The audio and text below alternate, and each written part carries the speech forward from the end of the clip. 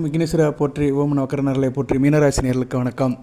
மீனராசிக்கு பணம் வரப்போகுதுங்க, நிறைய செல்வம் வரப்போகுது, பல வகையில் இருந்து உங்களுக்கு தொகை வரப்போகுது. எப்படி சார் சொல்கிறீங்க அப்படின்னா, ராசிக்கு 2-9 கூடியவன் தனஸ்தானாதிபதி பாக்கியஸ்தானாதிபதி உச்சமடைய போகிறாரு. வருகிற ஜனவரி 26ஆம் தேதி உச்சமடைகிறாரு. நல்ல விதமாக பார்க்கப்படுகிறது. அடுத்தடுத்து நல்ல பலன்களுக்கு வராரு. கிட்டத்தட்ட ஒரு 3 மாத காலம் நல்ல நிலைமையில் இருக்கிறாரு. 4வது மாதம் உங்கள் ராசிக்கு வருவார். ஓகே நேர்களே, இப்போ அடுத்து வருகின்ற நாட்களில் செவ்வாயோட நிலைப்பாடு மிகச்சிறப்பாக இருக்குது. ராசிக்கு 11ஆம் இடம் லாபஸ்தானம் வலுக்குது. செவ்வாய், சுக்கிரன், சூரியன், புதன் கிரக அமைப்பு நல்லா இருக்குது. ஸோ உங்கள் ராசிக்கு 11ஆம் இடத்துல பிருகமங்கல யோகம், புதாதித்ய யோகம், சுக்கராதித்ய யோகம் எல்லாமே உங்களுக்கு அடுத்தடுத்து நடக்குது.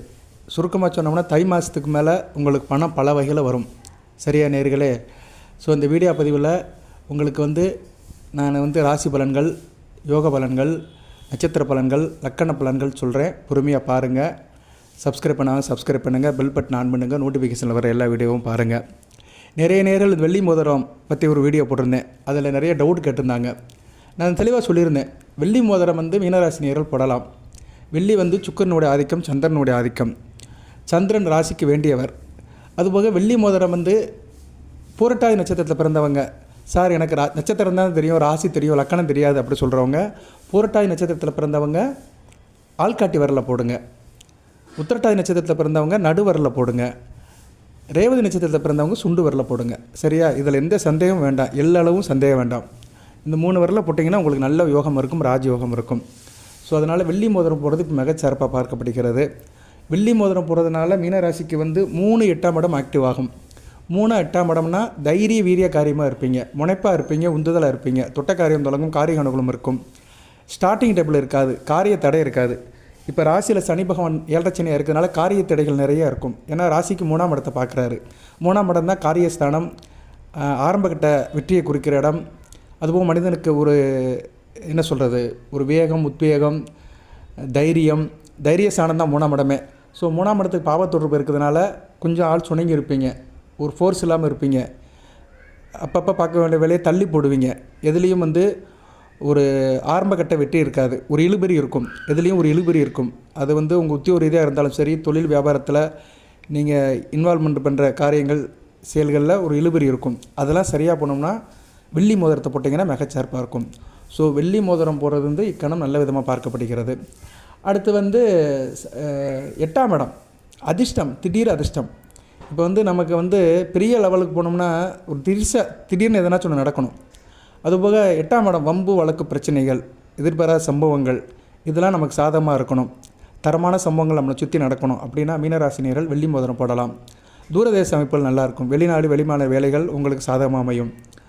தேக ஆரோக்கியம் நல்லாயிருக்கும். 8ஆம் இடம் ஆயிலை குறிக்கும். ஸோ தேக ஆரோக்கியம் நல்லாயிருக்கும். ஸோ 3 8 கூடிய சுக்கிரன் இப்போ ராசிக்கு 10ஆம் இடத்துல இருக்குது, மிகச்சிறப்பாக பார்க்கப்படுகிறது. நல்லாயிருக்கும். அடுத்து 11ஆம் இடத்துக்கு வந்தாலும் கூடுதல் சிறப்பாக இருக்கும். தான் வீட்டுக்கு மறையாமல் இருப்பார். 3ஆம் இடத்துக்கும் 8ஆம் இடத்துக்கும் மறையாமல் இருப்பார். மீனராசிக்கு சுக்கிரன் ஆகாமல் இருந்தாலுமே மகரத்தில் ஸ்தானப்பலம் பெற்று ஓரளவு பிருகமங்கல யோகத்தில் இருப்பார். நல்ல நிலைமையில் தான் இருப்பார். நல்ல விதமாக தான் பார்க்கப்படுகிறது. ஸோ மீனராசினியர்களுக்கு அடுத்து வருகின்ற நாட்கள் வசந்த காலமாக பார்க்கப்படுகிறது. ஜனன ஜாதகத்தில் செவ்வாய், சூரியன், புதன், சுக்கிரன் இந்த 4 பேர்கள் நல்லா இருக்கிறவங்களுக்கு நல்ல பலன்கள் கிடைக்கும். சரியா? இந்த 4 கிரகங்கள் தங்களுக்குள்ள கேந்திர கோணத்தில் இருந்தாங்கன்னா இப்போ நல்ல பலன்கள் நடக்கும் அடுத்து வருகிற நாட்களுக்கு. இதில் செவ்வாய் மீனராசிக்கு ரொம்ப முக்கியமானவர். தன குடும்ப ஸ்தானாதிபதி, பாக்கிய ஸ்தானாதிபதி, வருமானத்துக்குள்ள கிரகம். இப்போ மீனராசிக்கு பணம் வருவதை பற்றி தான் இந்த வீடியோவில் பேச போகிறோம். பணம் வருவதுக்காண்டான அறிகுறிகள். உங்களுக்கு பணம் வருதுன்னா உங்களை சுற்றி சில அறிகுறிகள் நடக்கும், சமிக்கைகள் தெரியும். அது என்னென்னு ஒன் பை ஒன்னாக பார்க்க போகிறோம். நம்ம தான் கிரக நிலையை சொல்லிட்டேன், அதுதான் ரொம்ப முக்கியம். கிரக நிலைகளை சொல்லிட்டு தான் எதுவுமே நம்ம சொல்லணும். கிரக நிலைகளை சொல்லாமல் நம்ம சும்மா அந்த அறிகுறிகள் அப்படி இருக்கும் இப்படி இருக்கும்னா சொல்லக்கூடாது. எதுவுமே பேஸ் இருக்கணும். ஒரு ஈக்குவேஷன் பண்ணுறோம்னா அது ஒரு ஃபார்முலா இருக்கணும். ஃபார்முலா இருந்தால் தான் ஈக்குவேஷன் போட முடியும். மேத்தமெட்டிக்ஸில் எல்லாத்துக்கும் ஒரு ஃபார்முலா இருக்கும், தெரியுமா? மேக்ஸ் படித்தவங்களுக்கு தெரியும். எல்லோரும் மேக்ஸ் படித்தா வந்திருப்போம். அந்த ஃபார்முலா என்ன? a+b² equal to a² + 2ab + b². இது ஒரு ஃபார்முலா. இதை வச்சு சில அசைன்மெண்ட்டை நம்ம அல்ஜிப்ராவில் நம்ம சார்ட் அவுட் பண்ணலாம். ஸோ கணிதத்தில் எப்படி ஃபார்முலா இருக்கோ அது மாதிரி வாழ்க்கையில் சில ஃபார்முலா இருக்குது. அந்த ஃபார்முலான்னு என்ன? கிரக நிலைகள். அந்த கிரக நிலைகள் சாதகமாக இருக்கும்போது தான் அது சக்ஸஸ் ஆகும். அந்த அசைன்மெண்ட் ரிசல்ட் நல்லபடியாக வரும். ஸோ இப்போ வந்து உங்களுக்கு வந்து பணத்தை கொடுக்குற கிரகம் அப்படின்னு பார்த்தோம்னா உங்களுக்கு செவ்வாய் 2 கூடையவன், அடுத்து 5 கூடிய சந்திரன், அடுத்து வந்து 9 கூடிய செவ்வாய், அடுத்து 11 கூடிய சனி பகவான். 2, 5, 9, 11. சனி பகவான் வந்து உங்களுக்கு வேண்டிய கிரகம் தான். லாபஸ்தானாதிபதி, விரயஸ்தானாதிபதி அவர் தான். அவர் நல்ல இடத்துல இருக்கணும். நல்ல இடத்துல இருந்தால் நல்ல பலன்கள் கொடுப்பாரு. இப்போ ராசியில் இருந்தாலுமே பரவாயில்ல, 50-50க்கு பரவாயில்ல. ஏன்னா லாபாதிபதி ராசியில் இருக்குது, நல்லதான். சரியா, நல்ல விஷயமாக தான் பார்க்கப்படுகிறது. அடுத்து வந்து நீங்கள் வந்து உங்கள் ஜனன ஜாதகத்தை செக் பண்ணிக்கணும். செவ்வாய், சுக்கிரன், சனி பகவான், சந்திரன் இவங்கெல்லாம் எப்படி இருக்கான்னு பார்க்கணும். சந்திரன் உங்கள் ராசியில் தான் இருப்பார், எங்கேயும் போக மாட்டார். ஸோ சந்திரன் வந்து உங்களுக்கு வந்து ஒளிச்சந்திரனாக இருக்கணும். அப்போனா நீங்கள் வளர்பிறை சதுர்த்தியிலிருந்து வளர்பிறை சஷ்டியிலிருந்து தேய்பிறை பஞ்சமி வரைக்கும் பிறந்திருக்கணும். ஸோ வளர்பிறை சஷ்டியிலிருந்து தேய்பிறை பஞ்சமி வரைக்கும் பிறந்திருந்தீங்கன்னா சந்திரன் ஒளிச்சந்திரனாக இருப்பார். நல்ல விதமாக பார்க்கப்படுகிறது. இன்றைக்கி கூட சங்கடகர சதுர்த்தி தான். சரியா, இன்றைக்கி வந்து சந்திரன் ஒளிச்சந்திரன் தான் இருப்பார். நாளைக்கு வரைக்கும் இருப்பார், தேய்பிறை பஞ்சமி வரைக்கும். அதுக்கு பின்னாடி தான் அவருடைய அந்த சர்க்கிள் குறைய ஆரம்பிக்கும். அந்த வட்ட நிலாவுடைய பெரிமீட்டர் குறைய ஆரம்பிக்கும். கொஞ்சம் கொஞ்சமாக தேய்பிறை நோக்கி போவார், அமாவாசை நோக்கி போவார். ஸோ இந்த காலகட்டத்தில் பிறந்தவங்களுக்கு நல்லாயிருக்கும். அதுபோக சந்திரனுக்கு கேந்திரத்தில் சூரியன் இருக்கணும். சந்திரத்துக்கு 4ஆம் இடம். பொதுவாக உங்களுக்கு வந்து சூரியன் ராசிக்கு 4ஆம் இடம், 7ஆம் இடம், 10ஆம் இடத்துல இருக்கிறது மிகச்சிறப்பு. இப்படி பார்த்தா நீங்கள் வந்து ஆனி மாதம், புரட்டாசி மாதம், மார்கழி மாதம் பிறந்தவர்களுக்கு சந்திரனுக்கு வந்து சூரியன் கேந்திரத்தில் இருப்பார். இது நல்லா இருக்கும். பொதுவாக மீனராசிக்கு சந்திரனும் சூரியனும் கேந்திரத்தில் இருந்தாங்கன்னா தாய் அன்பு கிடைக்கும். சரியா, தாய் தந்தை நல்லபடியாக இருப்பாங்க. உங்கள் தாய் தந்தை வந்து கொஞ்சம் வயசில் நல்லபடியாக இருப்பாங்க. அவங்களால நீங்கள் பெருமைப்படுவீங்க. அதுபோக சந்திரன் 5 கூடியவன், அதிர்ஷ்டத்தை கொடுப்பாரு. சரியா, ராசியில் இருக்கிற சந்திரன் அதிர்ஷ்டத்தை கொடுப்பாரு, தெய்வ அருளை கொடுப்பாரு, புத்திசாலித்தனத்தை கொடுப்பாரு, க்ரியேட்டிவாக இருப்பீங்க, மனமும் உடலும் நல்லாயிருக்கும், செயலும் சிந்தனையும் நல்லாயிருக்கும். நல்ல விதமாக பார்க்கப்படுது. பிள்ளைகளால் ஒரு பெருமை இருக்கும். பிள்ளைகள் வந்து உங்களுக்கு வாழ்க்கையில் வந்து நீங்கள் சொன்ன பேச்சை கேட்பாங்க, நீங்கள் சொன்ன பேச்சை அவங்க கேட்பாங்க. அதுபோக சூரியன் 6 கூடியவன், உத்தியோகம் நல்லாயிருக்கும். சரியா, கடன் பிரச்சனை கட்டுக்குள்ளே இருக்கும், கொடுக்கல் வாங்கல் நல்லபடியாக இருக்கும், அரசு சம்மந்தப்பட்ட காரியங்கள் நல்லபடியாக இருக்கும். இப்படி நிறையா சொல்லிட்டே போகலாம். ஓகே நேயர்களே, இப்போ வந்து உங்களுக்கு வந்து பணம் வர்றதுக்கு வந்து உண்டான கிரகங்கள் அப்படி பார்த்தோம்னா நீங்கள் எந்த லக்கணத்தில் பிறந்தாலும் சரி, குரு பகவான் நல்லா இருக்கணும், உங்கள் ராசிநாதன் நல்லா இருக்கணும், சுக்கிரன் நல்லா இருக்கணும், புதன் நல்லா இருக்கணும். சரியா, புதன் வந்து வியாபாரத்துக்குள்ள கிரகம், சுக்கிரன் வந்து ஒரு வளர்ச்சிக்குள்ள கிரகம். சரியா, ஆடம்பரங்கள், வசதிகள், செல்வத்துக்கு கொண்டு வர கிரகம், மகாலட்சுமியுடைய அம்சம்.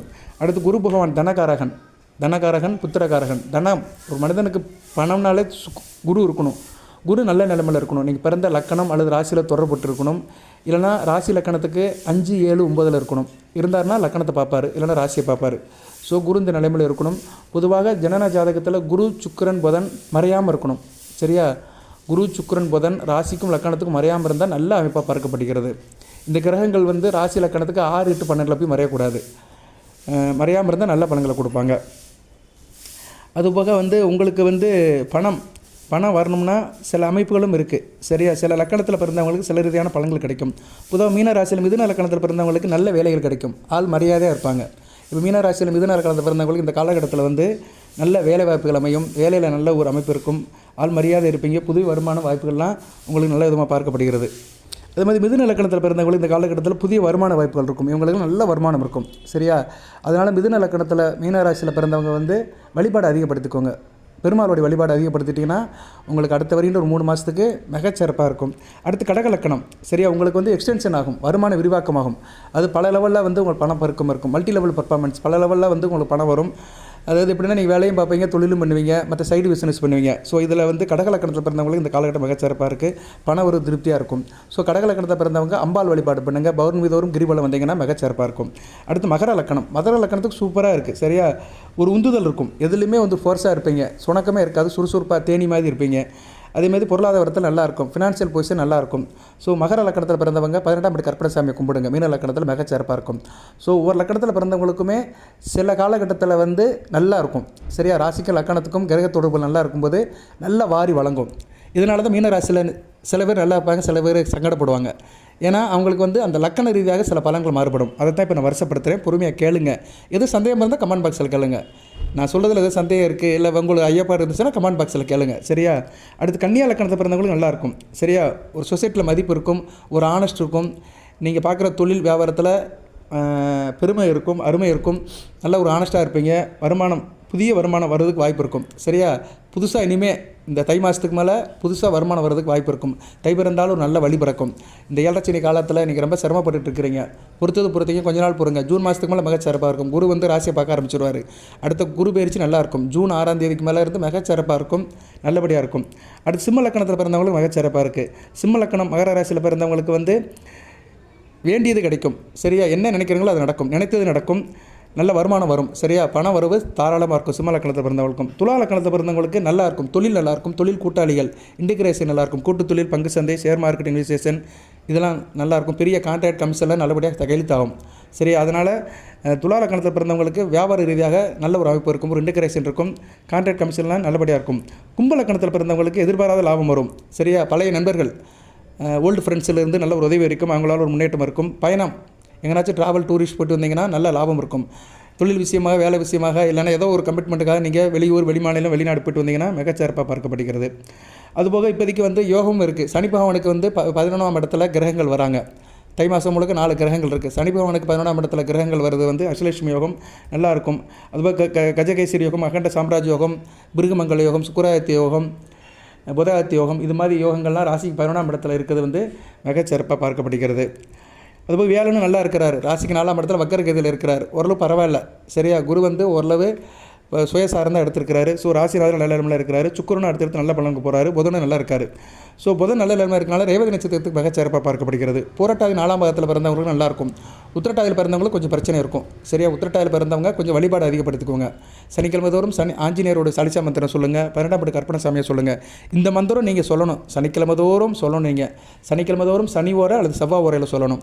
சரியா? இல்லைனா செவ்வாய்க்கிழமை சாமி கும்பிடலாம். கற்பனை சாமியை வந்து வழிபாடு வந்து நீங்கள் கோயிலில் போய் தான் கும்பிடணும். ஸோ இந்த ஏழரை காலகட்டத்தில் உங்களுக்கு அருமருந்து கற்பனை சாமி வழிபாடு தான்.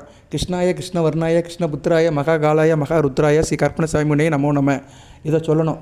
இதை சொல்லிட்டாலே உங்களுக்கு பணம் வரதுக்கான அறிகுறிகள் தெரிய ஆரம்பிச்சிடும். இந்த மந்திரம் ஒரு அருமந்திரம். சரியா?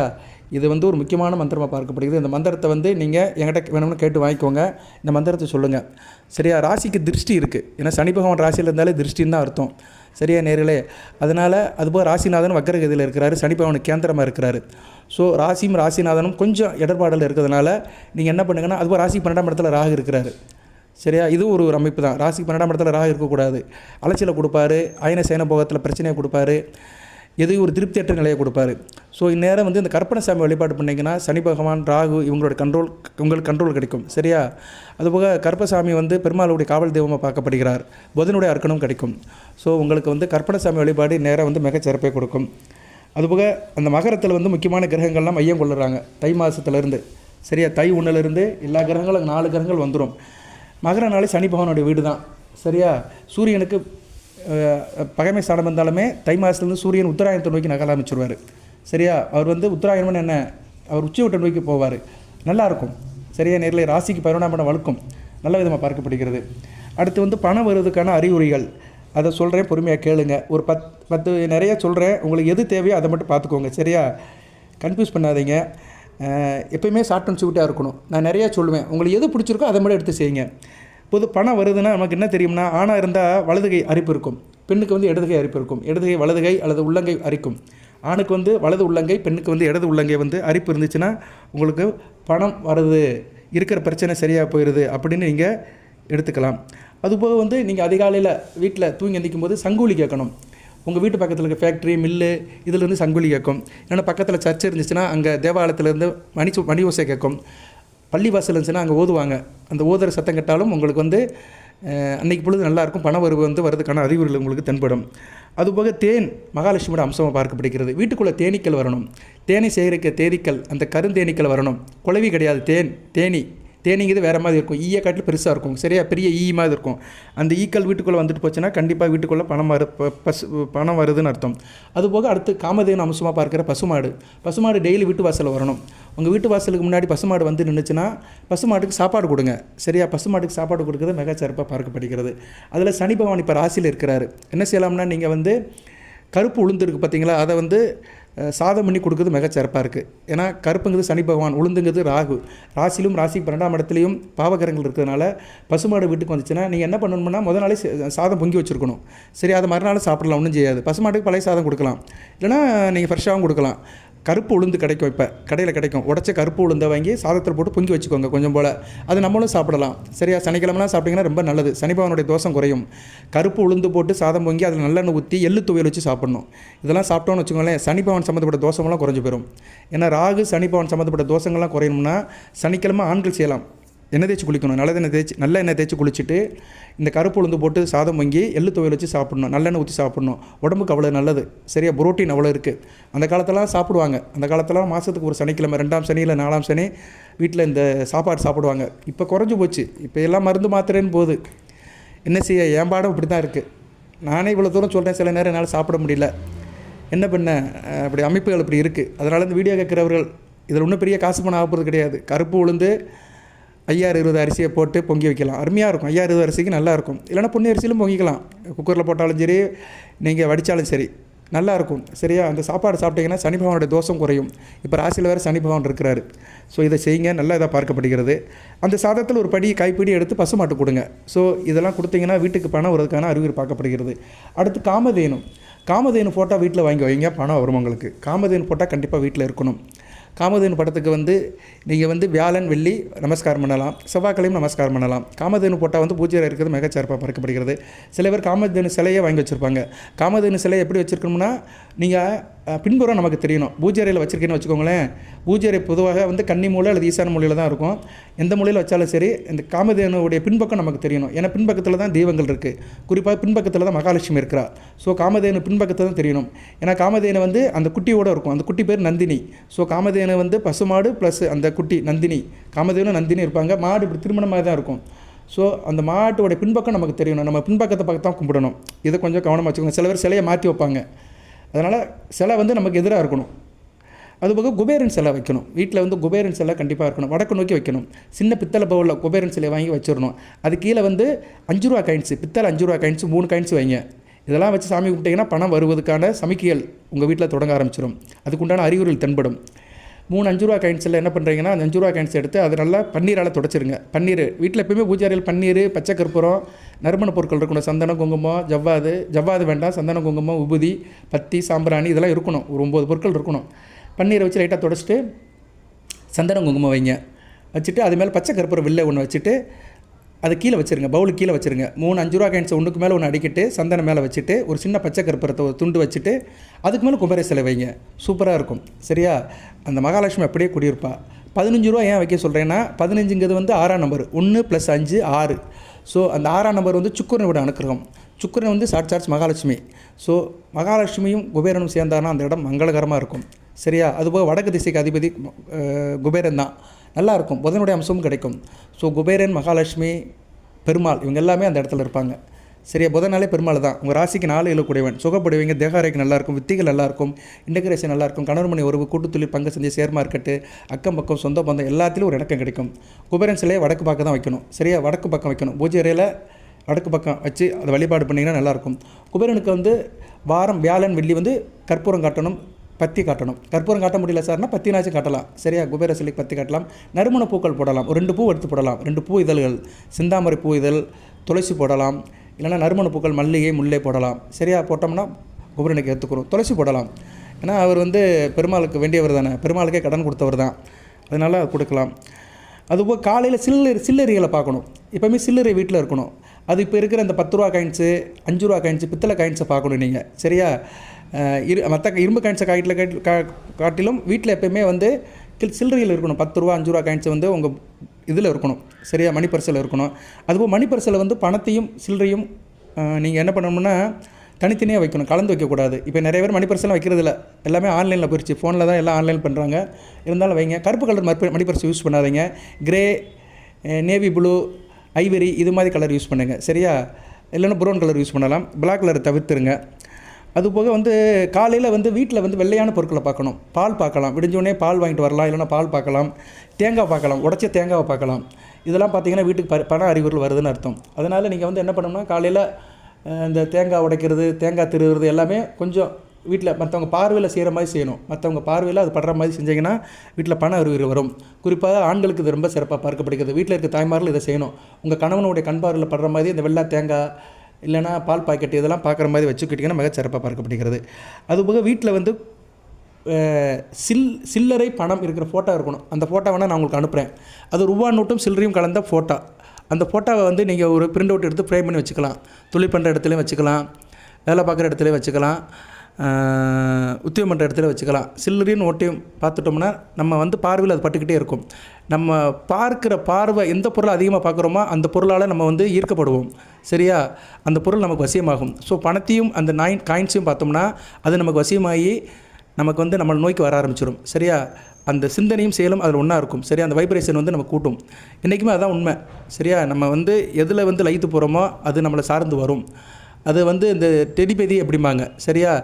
நிறைய பேர் சொல்லுவாங்க, ஒருத்தர் அப்படியே நம்ம பார்த்துட்டே இருந்தோம்னா கண்டிப்பாக அவங்க திரும்பி பார்ப்பாம்பா அப்படிம்பாங்க. ஒருத்தர் அந்த பக்கம் திரும்பி உட்காந்துருக்கிறாரு, அவர் முதுகையே பார்த்துட்டு இருக்கிறோம், அவர் முதுகையும் பின்தலையும் பார்த்துட்டே இருக்குன்னு வச்சுக்கோங்களேன். கொஞ்ச நேரத்தில் அவர் வந்து நம்மளை திரும்பி பார்ப்பார்.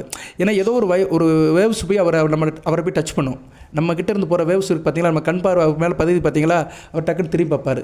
இது நடைமுறையில் நிறைய சாத்திக்கப்பட்டிருக்கு. அதனால் நம்ம அந்த பொருளை பார்க்க அந்த பொருள் நம்மளை திரும்பி பார்க்கும். ஸோ பணம் வந்து உங்களை திரும்பி பார்த்துச்சுன்னா என்ன, பணம் கைக்கு வந்துருச்சுன்னு அர்த்தம். அறிகுறி அவ்வளோதான், பணம் கைக்கு வந்துருச்சு. அதனால் அந்த படத்தை நீங்கள் பிரிண்ட் அவுட் பண்ணி வைங்க. சில பேருக்கு இது வித்தியாசமாக தெரியும், நட இருந்தாலும் அளந்து விட்டுட்டுருக்கிறான் அப்படின்னு நினைப்பீங்க. ஆனால் செஞ்சு பாருங்கள், கண்டிப்பாக சாதனையாளராக மாறிடுவீங்க. அதுபோக வந்து இன்னும் நிறையா சொல்லலாம், நிறைய தகவல் இருக்குது. அதுபோல் பணம் வருதுக்கு வந்து வீட்டில் பூனை குட்டி போடணும். சரியா? வீட்டில் பூனை குட்டி போட்டுருந்துச்சுன்னா மிகச்சிறப்பாக பார்க்கப்படுகிறது. இல்லைனா குட்டி போட்ட பூனையை பார்க்கலாம். அதுபோல் வீட்டில் பள்ளிகள் சத்தம் இருக்கணும், பள்ளியோட நடமாட்டம் இருக்கும். மஞ்சள் கலர் பள்ளி இருக்கணும். வெள்ளை கலர் பள்ளி இருந்துச்சுன்னா விசேஷம். வெள்ளை கலர் பள்ளி வீட்டில் இருந்துச்சுன்னா மகாலட்சுமி இருக்கான அர்த்தம். பூஜை அறையில் இருக்கணும். இல்லைனா பூஜை பண்ணும்போது நீங்கள் அதை பார்க்கணும். பூஜை பண்ணி முடிச்சோடனே செவத்தில் பள்ளியை பார்த்தீங்கன்னா கண்டிப்பாக மகாலட்சுமி உங்கள் வீட்டில் இருக்கிறா, பணம் வரப்போகுது அப்படின்னு ஒரு அறிகுறிகள் உங்களுக்கு தெரியும். அதுபோக வந்து காலையில் இனிப்பான பொருட்களை பார்க்கலாம். கற்கண்டு, ஜீனி, நாட்டு சக்கரை இதை எடுத்து நீங்கள் எறும்புகளுக்கு போடலாம். காலையில் வச்சோன்னே குளிச்சு முடிச்சுட்டு எறும்புகளுக்கு அந்த தீனியை போட்டாலும் பணம் வருவதற்கு வாய்ப்பு இருக்குது. வேலை வெட்டிக்கு போகிற இடத்துல ரோட்டோரம் அந்த கரும்பு புளி வாங்கி பார்த்தீங்களா, கரும்பு பார்க்கணும். சரியா? நாட்டு கரும்போ இல்லைனா மற்ற கரும்போ, 2 கரும்பு இருக்குது, வெள்ளத்துக்குள்ள கரும்பு இருக்குது, அதை தான் புளி வாங்க. அந்த கரும்பை பார்த்தீங்கன்னா பணம் வருவதற்கான அறிகுறிகள் உங்களுக்கு தென்படும். அன்றைக்கு தேதிக்கு உங்களை வர வேண்டிய பாக்கி வசூலாகும், பணம் வந்து கிடைக்கும். இப்போ அடுத்த பொங்கல் நாளுக்கெல்லாம் கரும்பு தெரியும், ஏன்னா எல்லா இடத்துலையும் கரும்பு போட்டு விற்க ஆரம்பிச்சிருவாங்க. ஸோ இந்த தை மாதம் கரும்பு நல்லா கண்ணில் தென்படும்.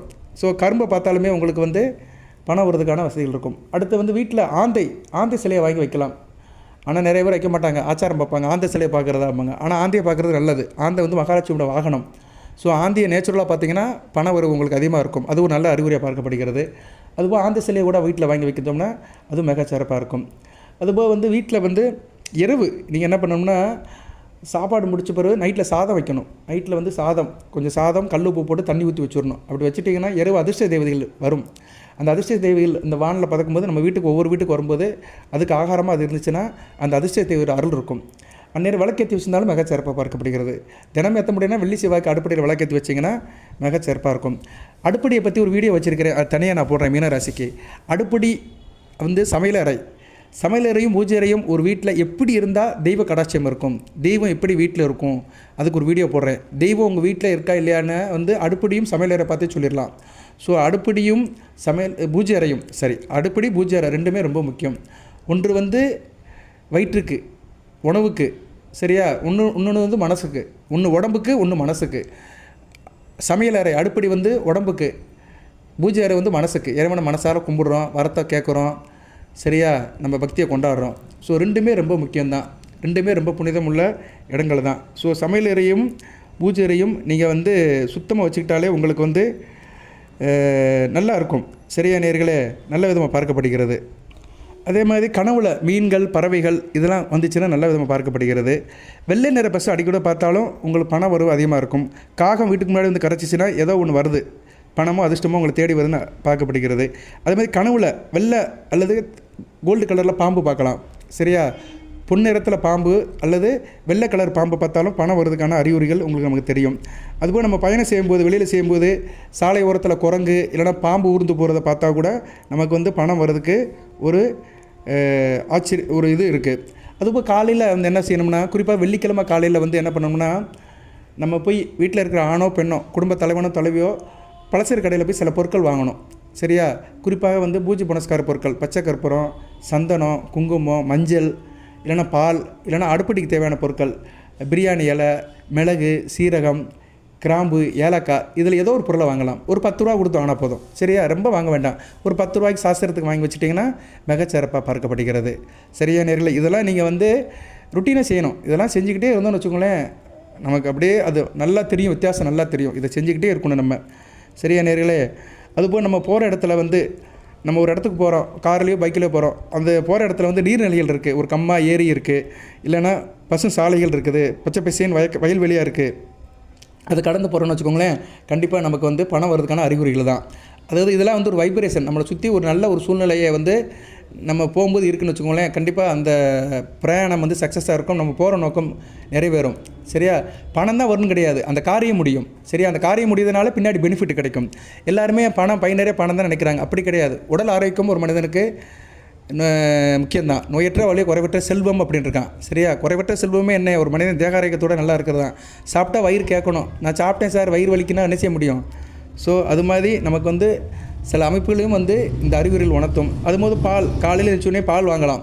கடையில் போய் பால், தயிர் வாங்கிட்டு வர்றது வந்து கண்டிப்பாக பண வரவே ஈர்க்கும். இதெல்லாம் பணத்தை வந்து நம்ம வீட்டை நோக்கி ஈர்க்கும், நம்மளை நோக்கி ஈர்க்கும். மங்கள ஓசை ஏற்கனவே சொல்லிட்டேன் நான். சரியா?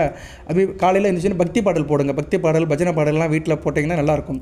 நம்மளும் பாடலாம், இல்லைனா டிவியில் போட்டு கேட்கலாம், இல்லைனா யூடியூப் ஃபோனில் இருக்கல, ஃபோனில் கேட்டாலும் மிக சிறப்பாக பார்க்க முடிகிறது. அது மாதிரி திருமணமான பெண்கள், சுமங்கல் பெண்கள் நேரம் வந்தாங்கன்னா நல்ல விதமாக பார்க்கப்படுகிறது. நம்ம ஒரு காரியமாக போகிறோம், எதுக்கு வந்து சுமங்கலி பெண்கள், திருமணமான பெண்கள் வந்தாங்களும் நல்ல விதமாக பார்க்கப்படுகிறது.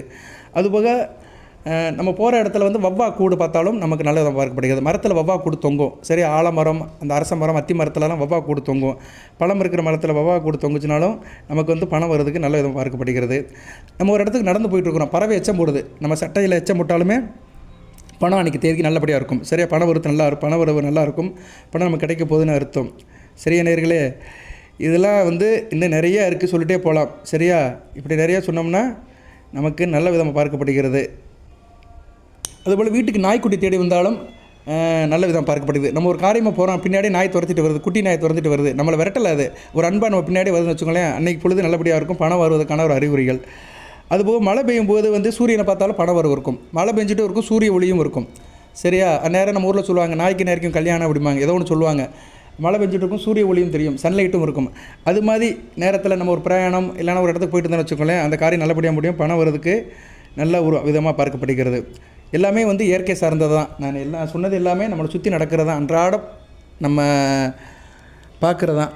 அது மாதிரி சில நேரம் வந்து சாயந்தரம் வானவில்லை பார்ப்போம். மழை பெஞ்சு முடிஞ்சோடனே வானவில்லை பார்த்தாலும் அந்த காலகட்டத்தில் வந்து நமக்கு பணம் வரும். 7 வர்ணங்களை பார்க்குறது வந்து நல்ல விதமாக பார்க்கப்படுகிறது. சரியா? மழை பெஞ்சு முடிஞ்சு வானவில்லை பார்த்தாலுமே ஒரு நல்ல அமைப்பு, வாழ்க்கையில் ஒரு முன்னேற்றம் வருது அப்படின்னு சொல்கிறோம். அது பேர் இந்திர தனுசு அப்படிமோ. சரியா? அது அந்த வானவில்லை பார்க்குறது வந்து நல்ல ஒரு அமைப்பு, அந்த இந்திர யோகம் கிடைக்கும்னு ஒரு அமைப்பு இருக்குது. அதனால தான் அந்த காலத்தில் வானவில் வந்துச்சுன்னா எல்லோரும் கூப்பிட்டு காட்டுவாங்க. அந்த காலத்துலலாம் தெரியும், வானவில் வந்து அப்படியே ஜல்லுன்னு வானத்தில் அடிச்சிருக்கும். நான் சின்ன பிள்ளைகள் பார்ப்பேன், கிராம வழி வட்ட வெளியில் நல்லா தெரியும். எல்லாம் ஊரே கூடி நின்று பார்ப்பாங்க, பசங்கள்லாம் ஓடி வருவாங்க, பார்ப்பாங்க, வானவில் தெரியுது, வானவில் தெரியுதுன்னு. ஸோ வானவில்லை தெரியுது நல்ல விதமாக பார்க்கப்படுகிறது.